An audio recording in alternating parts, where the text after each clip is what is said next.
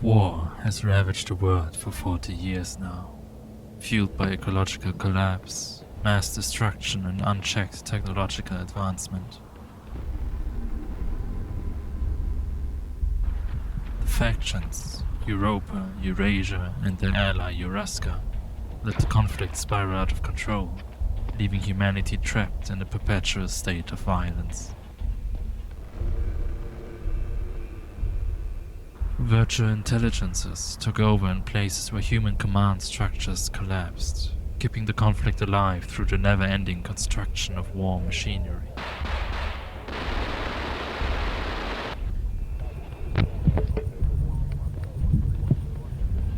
In this hellscape, you scavenge through the dead bodies, carcasses of tanks and mechs, for the hope of weapons, ammunition, food, but most importantly, water. You have survivors back at the place you call home, people that need to drink and eat and survive sickness. The war has claimed many lives, but not all. Some are just trying to survive within the ruins. So you crawl through tight spaces and mass graves in the hopes of finding something valuable.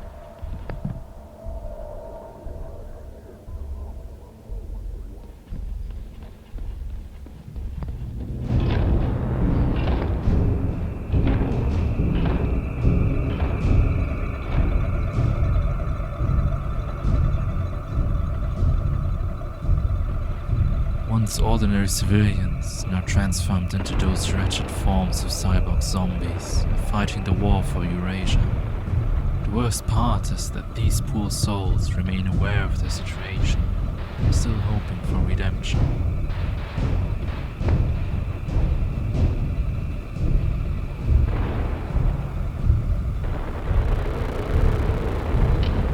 It is easy to get trapped between the forces, but don't let yourself get cornered.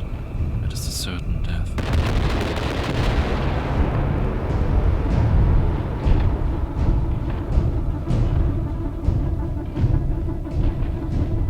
We would think that history taught us how to fight, but here we are.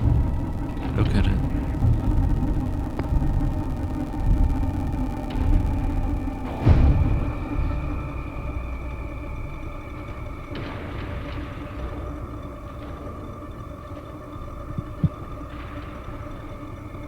Bin after bin, crate after crate, you search the carcass.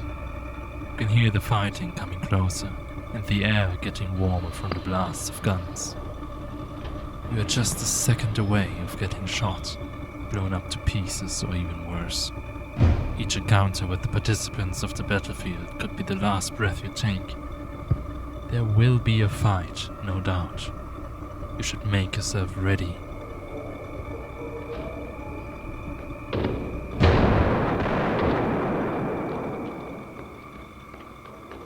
There are too many signals nearby. We should not fire.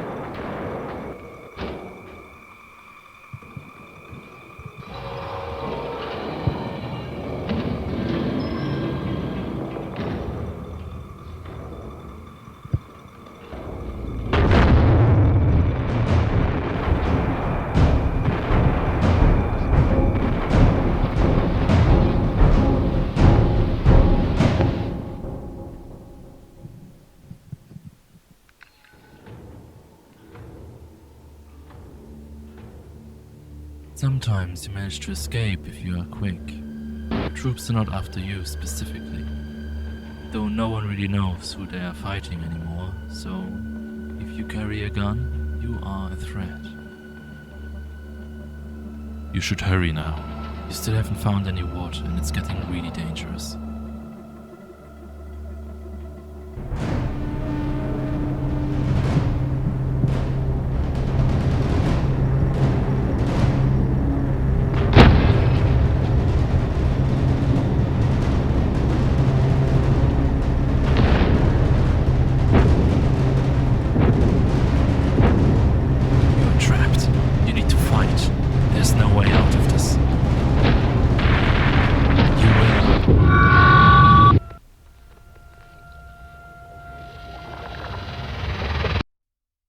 Die.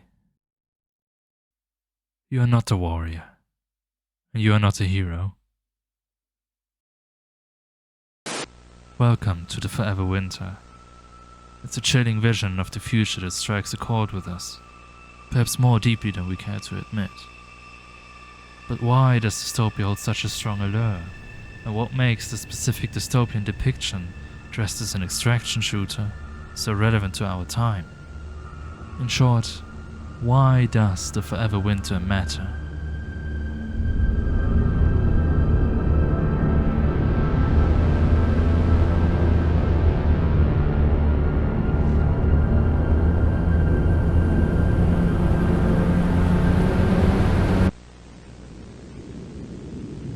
What is your name?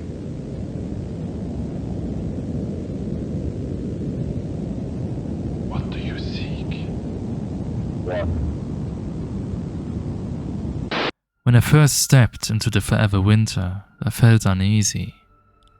The rusty walls of the bunker felt like the innards of a dead body, crawling through its tubes like rats, huddling from the cold. In the forever winter, survival hinges on one thing, and that is water. In your underground base, a screen shows in bold red numbers how many days you have left until dehydration claims you.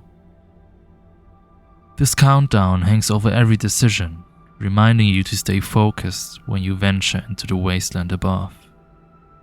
Water is your top priority, everything else is secondary, and the world will punish you for straying from the path.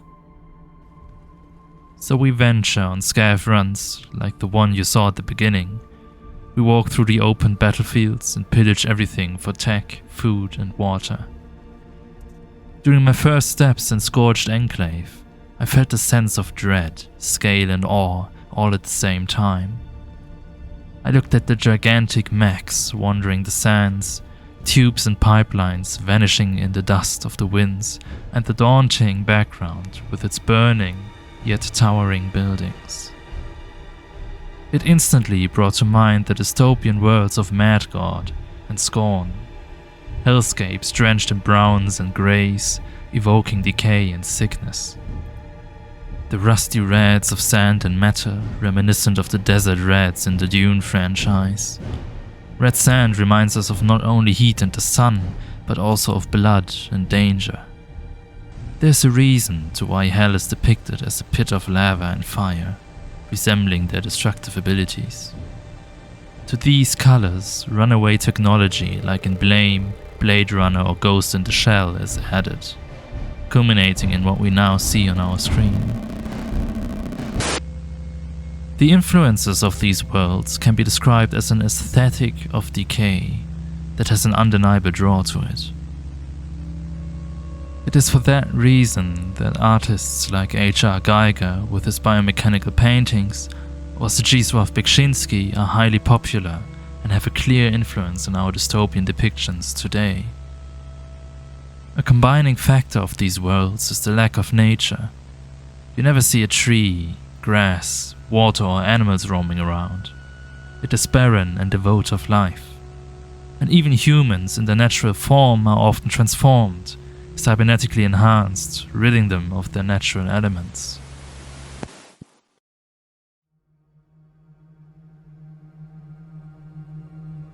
In Blade Runner 2049, this is beautifully illustrated right at the beginning of the film through the use of a yellow flower in front of a grey and dead background. The flower seems almost alien, catching the interest of the viewer as well as that of the protagonist. The natural becomes alien, and the unnatural becomes familiar.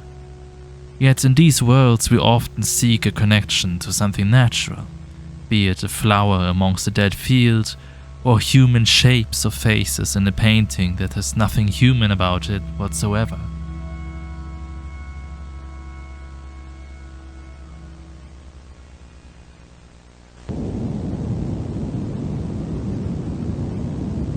Who are you with?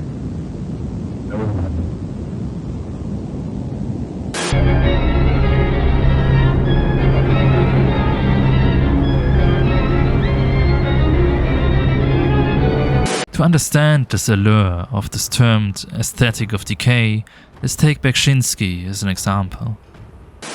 Beksinski's paintings are filled with barren, post-apocalyptic landscapes, often featuring crumbling, skeletal architecture or twisted organic structures. His environments appear both alien and eerily familiar, suggesting apocalyptic worlds. The surreal qualities make the paintings seem distant, yet intimate at the same time. They could be depictions of dreams, representations of emotions long suppressed by the artist, or simply works of great craftsmanship, where a multitude of colors blend into lively earth textures. Even though symbols like crosses, words written in Latin, or religious poses are often present in his paintings, he strongly denied any symbolism or symbolic intention, instead using these elements only as a means of evoking a certain mood or atmosphere. Bardzo często, szczególnie na moich dawniejszych obrazach, ale także na obecnych, znajdowali po pierwsze anegdotę, po drugie określone symbole, takie jak krzyż, drzewo czy coś, które mogły oznaczać coś innego. I ja powiedziałem wtedy, ażeby się uwolnić od interpretacji symbolicznej, której wręcz nie znoszę, że u mnie, jeżeli w ogóle o cokolwiek idzie, to idzie o atmosferę i o nastrój w obrazie. Z tym, że jest pewna gama nastrojów, które ja lubię i pewna gama nastrojów, które eliminuję, których tam nie ma.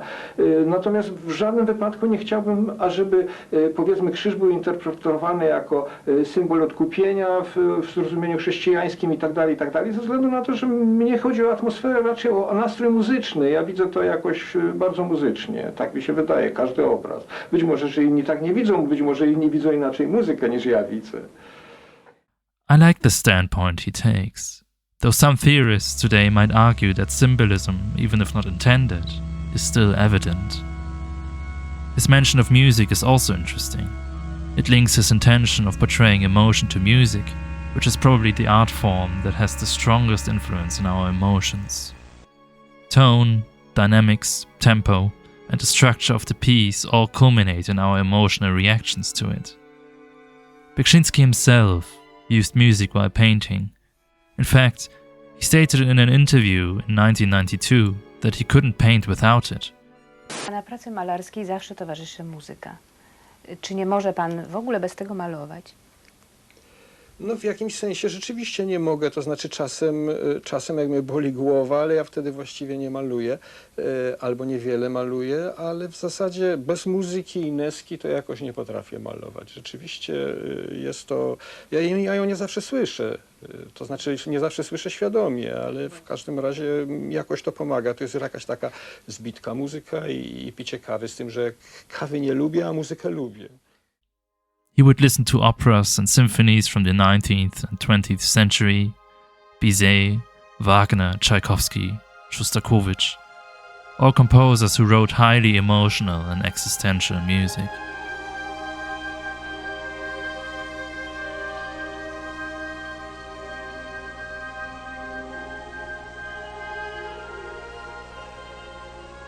In a way, you can hear those works in his paintings. Not through resemblance, but through their expressiveness. This expressiveness was brought to extremes by other composers, like Penderecki and Ligeti.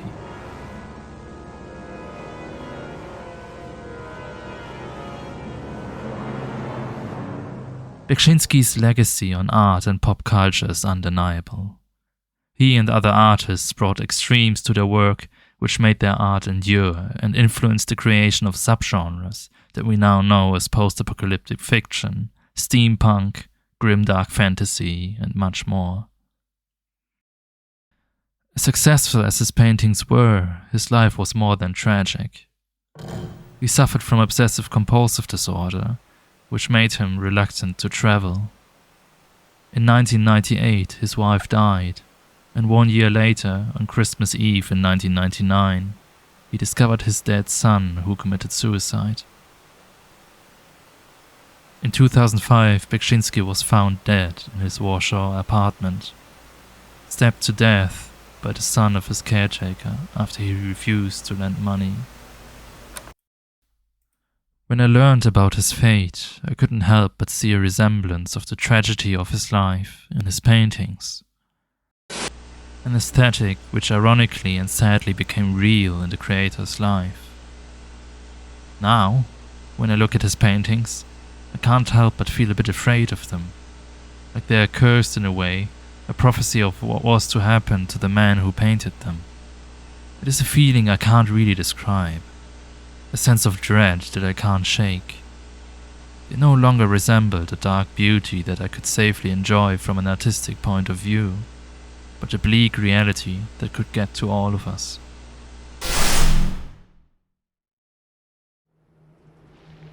It is undeniable that the art style of the Forever Winter was influenced by these painters. Just look at the comparison between the background of Scorched Enclave and this painting by Beksinski. It feels like the game's artists like Miles Williams, Kai Lim and Rael Lyram, to name a few, made a conscious tribute to the history of dystopian art, combining them with all their contrasts to a world that feels believable. If you want to know more about the artistic development of the Forever Winter, I highly recommend this video by Rilo. It's a great video essay and very entertaining.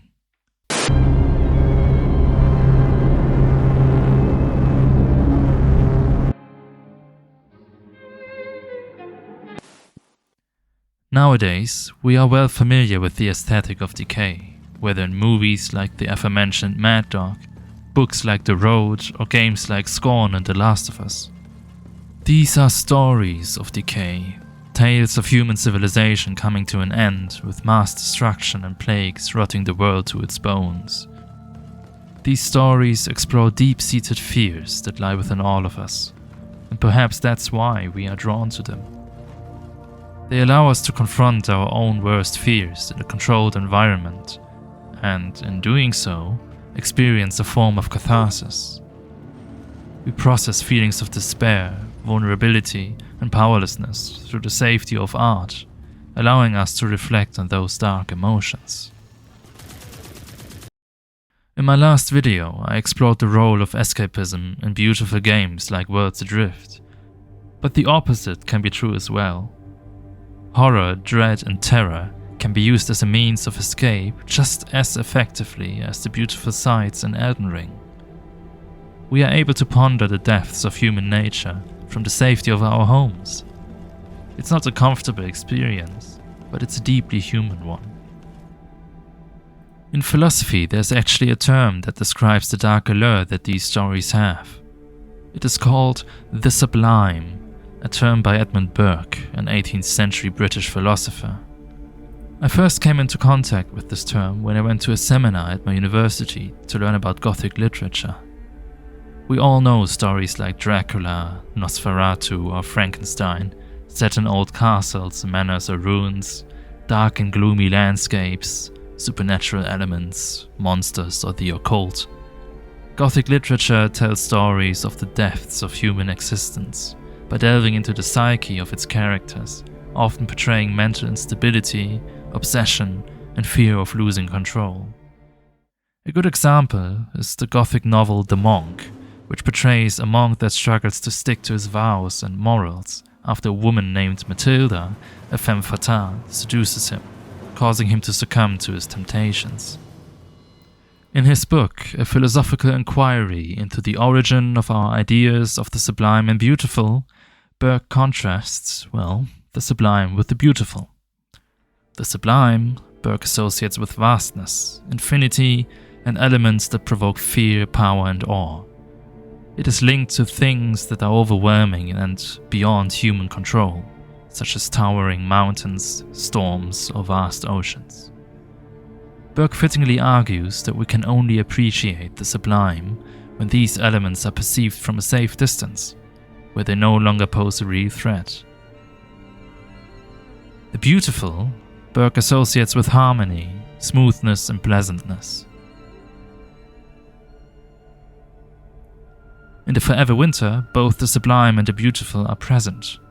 Even though the world is bleak and the war will probably never stop, we are still faced with acts of kindness and humanity, be it in the troops sparing our lives on one of the scaffolds, the voiceovers of characters like the shaman expressing hope and comfort, A new opportunity awaits. or small acts of kindness that are being added to the survival of our people. It is for this contrast that movies like Children of Men work so well. Set in these dying worlds, hope always finds a way to be a part of it all. In Children of Men, it is the discovery of a pregnant woman in a world where women can't bear children anymore. In Blade Runner, it is the realization that replicants can bear children. In Scorn, it is the hope of getting back to the Polish people. In The Last of Us, it is the hope for a cure. And in The Forever Winter, it is the fact that our endeavors are for a greater good, the survival of our people. And even though The Forever Winter takes place in such a brutal world, it often encourages the player to not fire their gun. It is an extraction shooter, yet there is no PvP. You could run into battle, guns blazing, but you really shouldn't. I might add that The Forever Winter is a clunky game, and not just because of its early access state. The developers made a conscious decision, as seen in their advertisements, to tackle the theme of an extraction shooter through the lens of a survival game, separating the experience from other extraction shooters like Escape from Tarkov. In that sense, one could call The Forever Winter an anti-shooter. That aligns with the feeling of pointlessness I felt when I observed the constant fighting during one of my scav runs. In a way, there are quite a lot of similarities between The Forever Winter and Spec Ops: The Line, for example, with messages of humanity and doubt spread among the participants of war. You can see the sense of pointlessness beautifully portrayed in Apocalypse Now, a movie that is, in turn, based on the book Heart of Darkness by Joseph Conrad. In their agonizing depictions of pointless war atrocities, they highlight the breakdown of morality, society, and humanity during war. Civil War is a movie that brutally portrays this kind of anarchy in a setting that isn't too far from home. It is a state that is omnipresent. Look at the war in Ukraine or what is going on in the Middle East. War nowadays seems to be just reactionary, where there may have once been a goal, but now it is just a skirmish of reactions to the other side. This is what it looks like to me, anyway. And while I don't want to delve too much into politics, it is still something I had to think about while playing The Forever Winter. So we established now why dystopian depictions have this allure to them. Why stories and aesthetics of decay are a part of the human experience that artists, writers and developers came back to all throughout human history and continue to do so. But I think that in itself is not the whole reason why The Forever Winter matters. These things are nothing new and have been depicted so many times before. The reason why The Forever Winter matters, in my opinion, is the fact that artists, developers and players came together, bringing this knowledge and their influences, all while being open about them, and putting them into a project that they are passionate about. Just like I did with this video essay and its opening. I didn't have to add a 6-minute long intro sequence of highly edited gameplay footage to make an entrance to this topic. But I did it anyway, because I was passionate about it and I love editing cinematics. Now, people have criticized the game for style over substance, relating to the jankiness of the game, its early access state and sometimes poor gameplay. And yes, they are right, it's a janky game. But I don't care about that. I don't care about highly polished experiences and fully developed gameplay if the vision of the developers is clear to me. But that's just me. And I know that there are lots of people who think otherwise. I would suggest you make your own opinion. Thanks for watching. See you soon.